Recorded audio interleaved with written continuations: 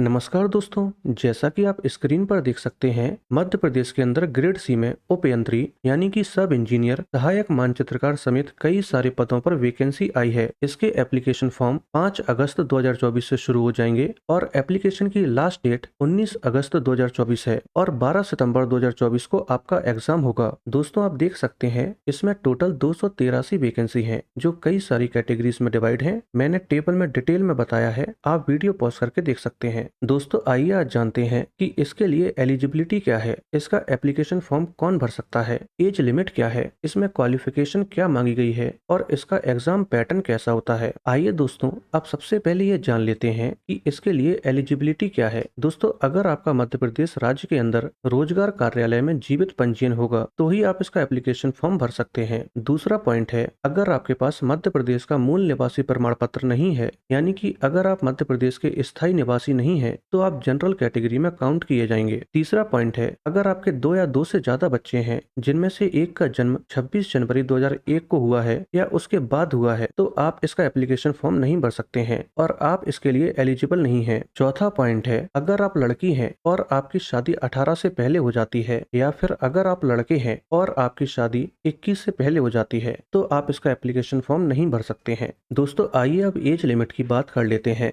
1 जनवरी 2024 के दिन अगर आपकी उम्र 18 से 40 के बीच में है तो आप इसका एप्लीकेशन फॉर्म भर सकते हैं, यानी कि ये एप्लीकेशन फॉर्म भरने के लिए आपकी मिनिमम एज 18 साल होनी चाहिए और आपकी मैक्सिमम एज 40 साल होनी चाहिए। इसके अलावा अगर आप SC ST OBC कैटेगरी से बिलोंग करते हैं तो आपको एज रिलैक्सेशन भी मिल जाता है जिसमें आपको 5 साल एक्स्ट्रा दिए जाते हैं। मैंने टेबल में डिटेल में बताया है, आप वीडियो पॉज करके देख सकते हैं। दोस्तों, आइए अब बात करते हैं कि इसके लिए आपकी क्वालिफिकेशन क्या होनी चाहिए। सबसे पहले तो आपका 12th क्लास कंप्लीट होना चाहिए और साथ में आप जिस भी पोस्ट के लिए अप्लाई कर रहे हैं तो उस पोस्ट के अकॉर्डिंग आपका डिप्लोमा या ग्रेजुएशन भी कंप्लीट होना चाहिए। जैसे अगर आप उपयंत्री यानी कि सब इंजीनियर के लिए अप्लाई कर रहे हैं तो आपका 12th क्लास तो कंप्लीट होना ही चाहिए। साथ में आपका सिविल इंजीनियरिंग में 3 साल का पॉलिटेक्निक डिप्लोमा होना चाहिए या फिर सिविल इंजीनियरिंग में आपकी डिग्री होनी चाहिए। इसी तरह से अगर मान लीजिए आप वरिष्ठ तकनीशियन यानी कि सीनियर टेक्नीशियन के लिए अप्लाई कर रहे हैं तो आपका इलेक्ट्रिकल,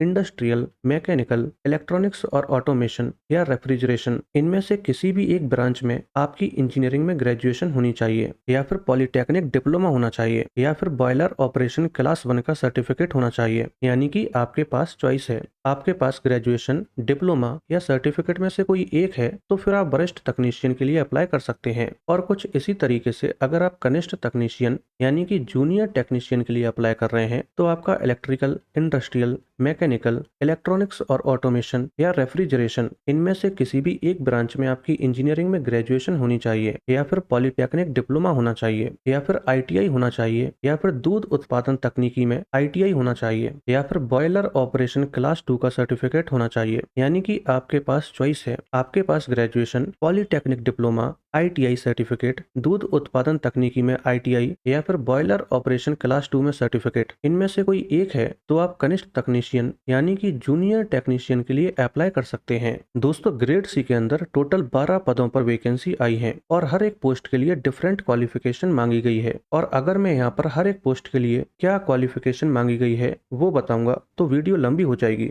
दोस्तों, अगर आप जानना चाहते हैं कि सभी पदों के लिए क्या क्वालिफिकेशन मांगी गई है तो आप कमेंट में क्वालिफिकेशन टाइप कर दीजिए, मैं इस पर एक डिटेल्ड वीडियो बना दूंगा। दोस्तों, आइए अब जानते हैं कि इसका एग्जाम पैटर्न कैसा होता है। ये एग्जाम 2 सेक्शन में डिवाइड रहता है। पहला सेक्शन आपका 100 नंबर का होता है जिसमें general science, Hindi, English, maths, reasoning, science और कंप्यूटर होता है और दूसरा सेक्शन भी आपका 100 नंबर का होता है जो पूरी तरीके से टेक्निकल होता है और इस तरीके से आपका ये एग्जाम 200 नंबर का होता है। दोस्तों, इसके अंदर आपको कुछ क्वालिफाइंग मार्क्स भी लाने पड़ते हैं। जैसे अगर आप जनरल कैटेगरी से बिलोंग करते हैं तो आपको 200 में से 100 नंबर तो लाने ही होंगे, तभी आपको इस एग्जाम में क्वालिफाई माना जाएगा। और अगर आप OBC, SC, ST या फिजिकल हैंडीकैप्ड कैटेगरी से बिलोंग करते हैं तो आपको 200 में से 80 नंबर तो लाना ही होंगे। दोस्तों, क्वालिफाइंग मार्क्स एक तरीके से आपके पासिंग मार्क्स हैं, यानी कि अगर आप इतने मार्क्स ले आते हैं तो आप इस एग्जाम में पास हो जाएंगे, लेकिन आपका सिलेक्शन मेरिट के बेस पर ही होगा। दोस्तों, अब अगर आप जानना चाहते हैं कि घर बैठे ही अपने मोबाइल, लैपटॉप या कंप्यूटर से इसका एप्लीकेशन फॉर्म कैसे भरा जाए तो आप कमेंट में एप्लीकेशन टाइप कर दीजिए, मैं इस पर भी वीडियो बना दूंगा। और अगर आपको ये वीडियो पसंद आई हो तो वीडियो को लाइक करके चैनल को सब्सक्राइब कर लीजिए।